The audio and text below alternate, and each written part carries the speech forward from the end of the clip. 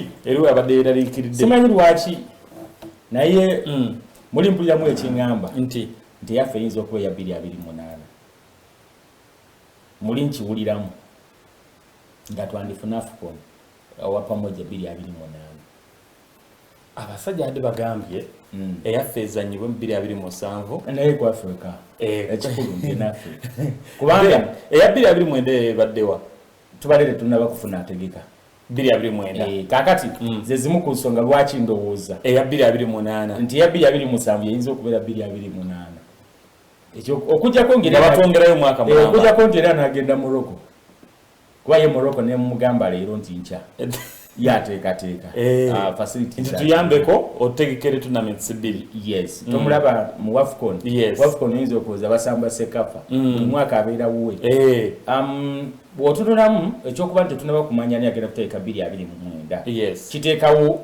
endowooza ekyobola jjukira tugenda kubeera ne gundi Nations League African Nations League yensonga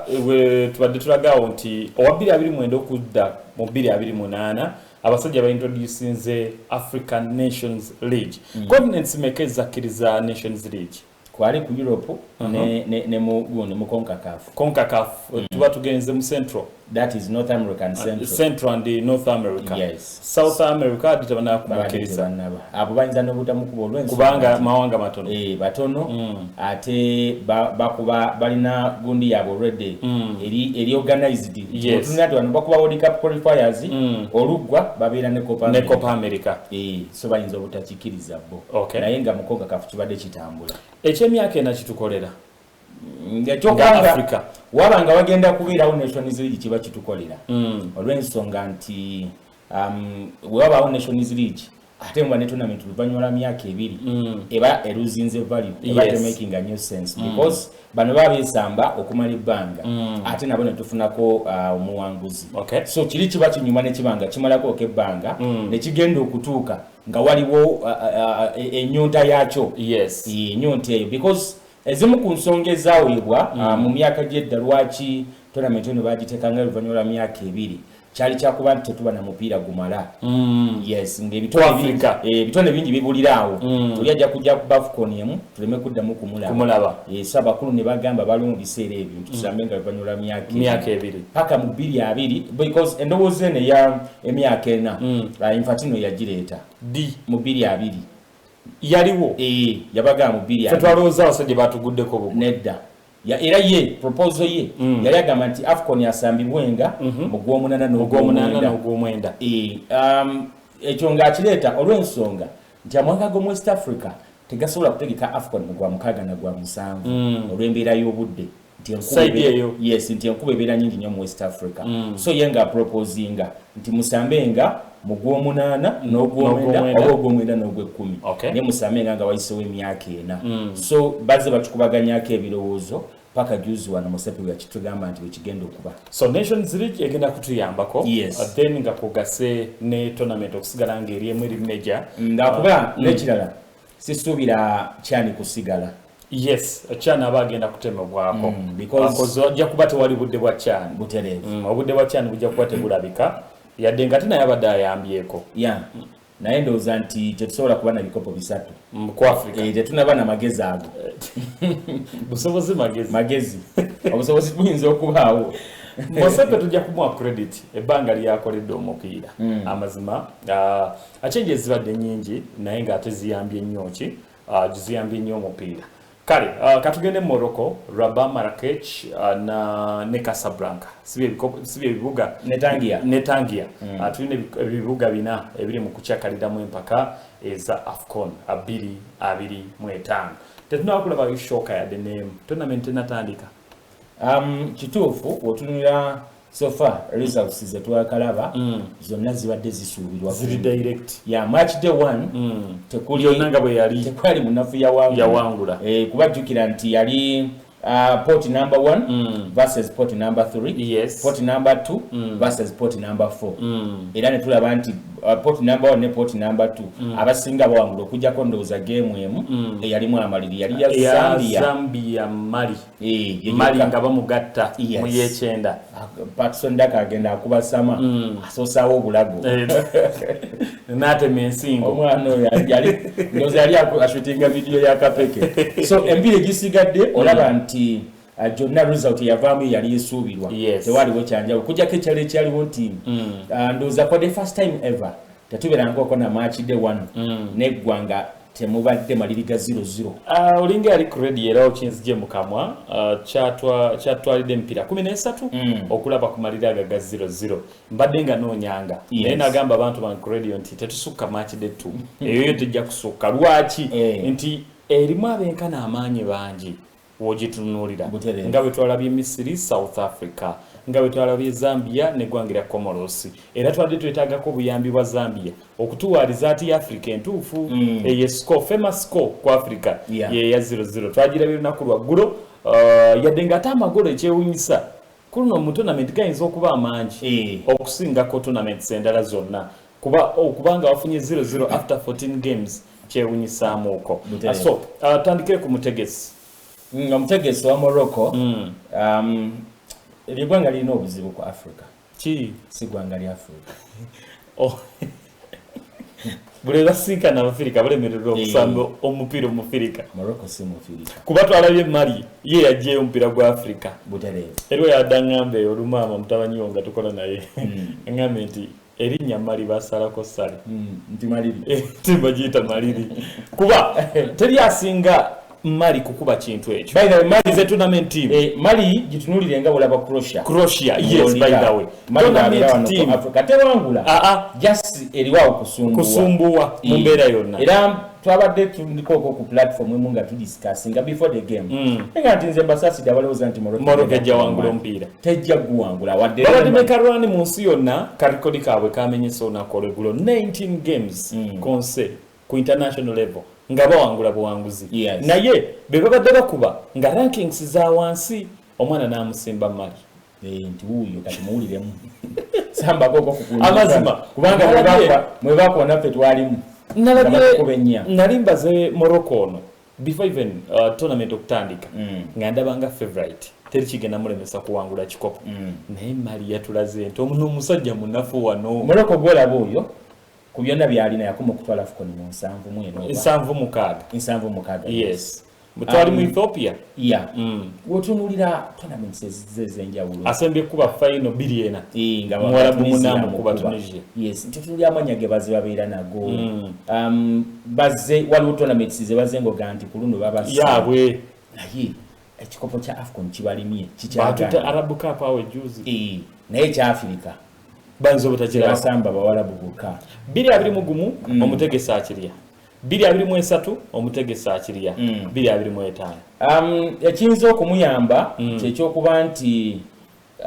wetuva mu group C ku round of 16 wano si wa group ekwata wa group B nti obululu bukyukamu kyekisobola okumuyamba ate nekirala nti wadde yes yasitwagolinze against Mali oyinza obutamusinzirako nnyo kugamba nti munafu oba yabadde kolo yamanyi kusaidi yaabwe ebyo mutendesi wali no ku tiimu nga Mali okukozesa amali kiba kisuubirwa teba shock result yabadde result yabadde fair because Mali bwe tumanyi yoyo Mali omutuufu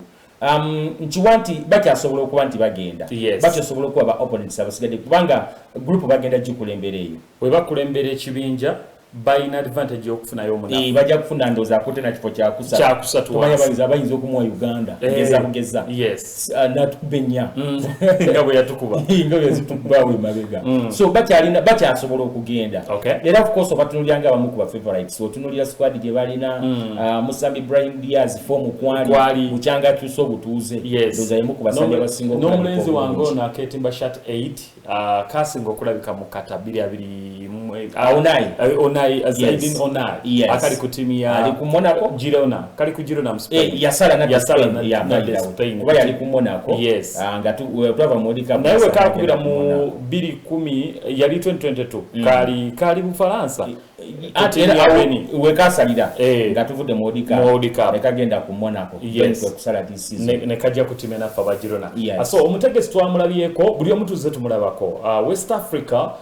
munange no amatimu mangi goyinza okusongako n'omutegesi owa last edition ate yazenga atulaga nti asobola okudefendinga ekikopo kye experience weri mu Frankesi alina abalenzi abato ate era n'aba nga teyayise buli kimu mu byonna kyenasinza okwagala yegolo gye bakubye yabaddemu touches I think zabadde 20 ey'amadiaro tacheza 20 ngolaba omupiira omuteketeeke ogulaba yes ba defending champions naye tebali nnyo mu bantu tebatunuliddwa tebaliko nnyo liiso tebalina pressure eyo kuba bamanyi nti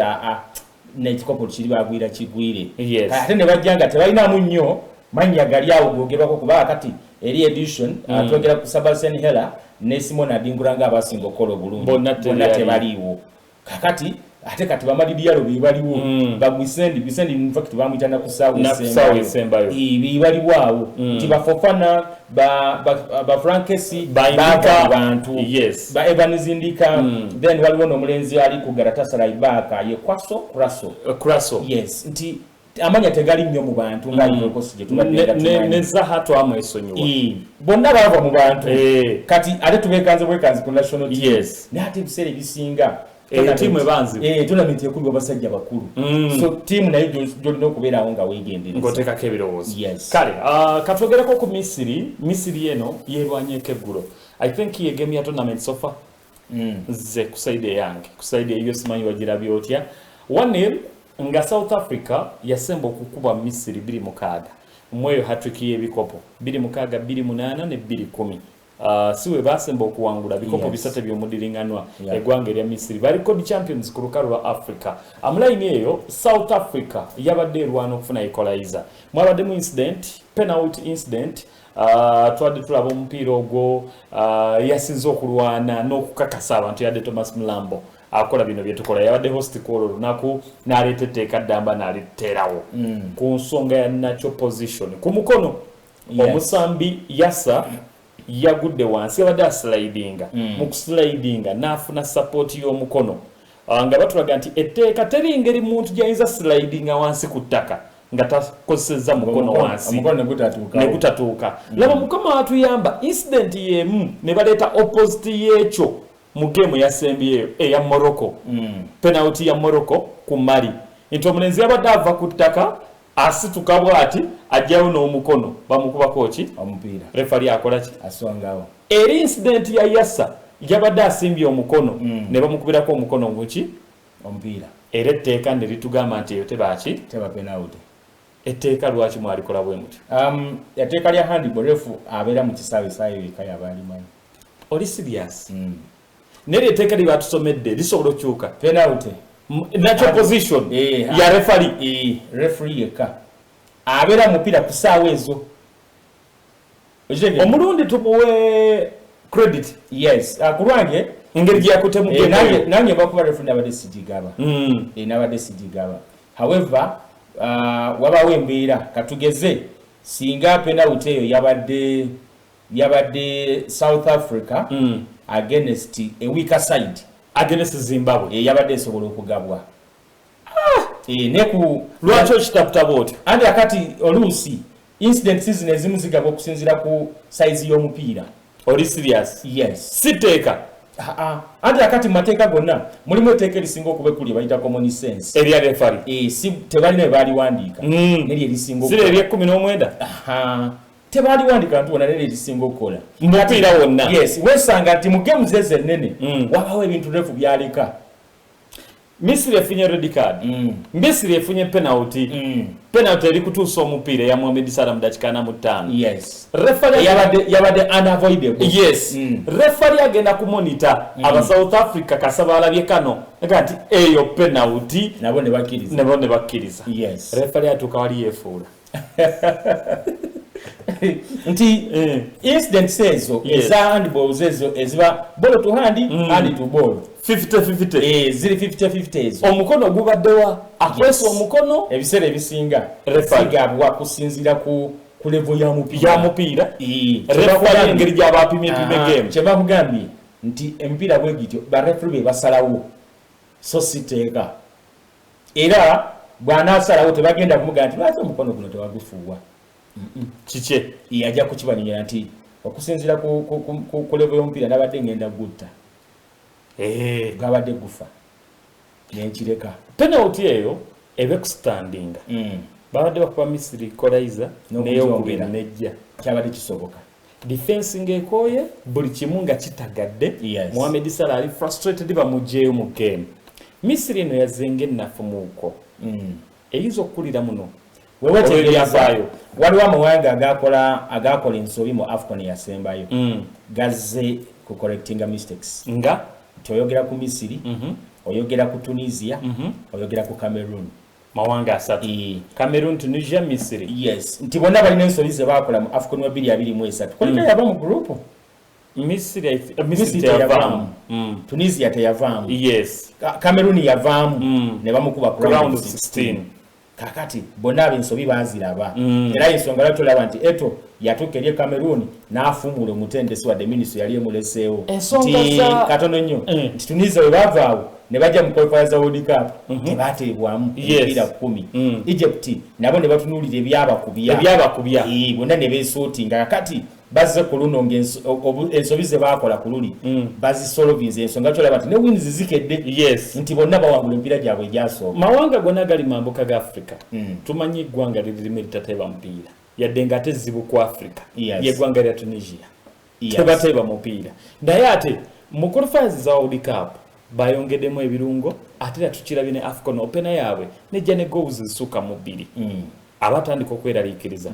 ekikopo yali akiwanguddeko ng'akuba Mwarabu Biliena yali y'omutegesi ku Cameroon because Cameroon yali etute 2022 tunaafuna obudde twogere ku federation ya Eto tuyinza n'oginyumyako kati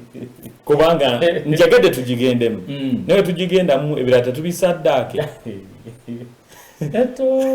federation ya Eto ng'omuntu as a president celebrity tufune akadde tewali buzibu katujja business eno katono then wetukomawo twogereko ku ggwanga erya Cameroon ne Eto ng'omukulembeze mupiira gw'eggwanga ery'abanafu aba Cameroon bakola record squads 2 zisomwa omutendesi agamba temungoba nze wano sivaawo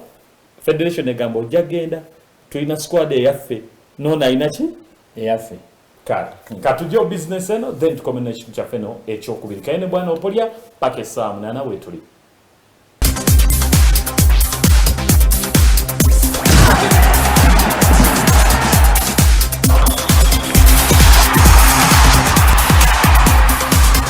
Baba Sports Hour.